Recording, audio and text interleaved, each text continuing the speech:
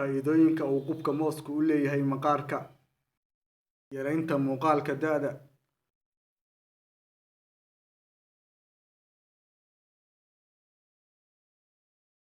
Qolofka mooska markii lagu daligo wejiga maalmo wuxuu qariyaa muuqaalka da'da isagoo qoynaya unugyada maqaarka sare.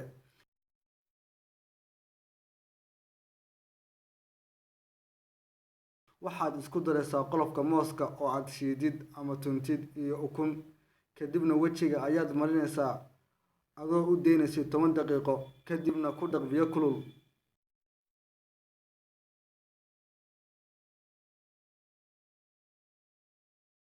Finanka wejiga.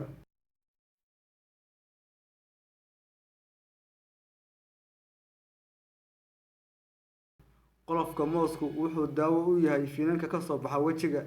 Wuxuu si dabiici ah sunta uga saaraa duleelada yaryar ee maqaarka, sidaasna ay finanku ku baaba'ayaan, yaraysiina in kuwa cusub ay soo baxaan.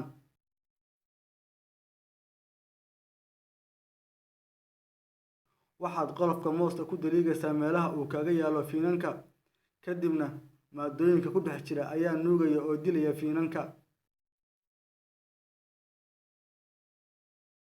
Wuxuu qooyaa maqaarka.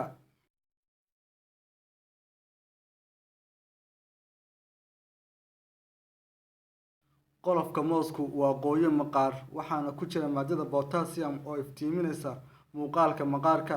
Waxaad ku daligaysaa qolofka mooska jidhka oo dhan.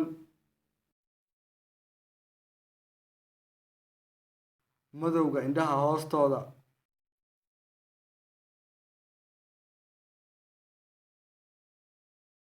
Potassium-ka ku jira qolofka mooska wuxuu kaa caawinayaa inaad ka takhalusitid madowga indhaha hoostooda.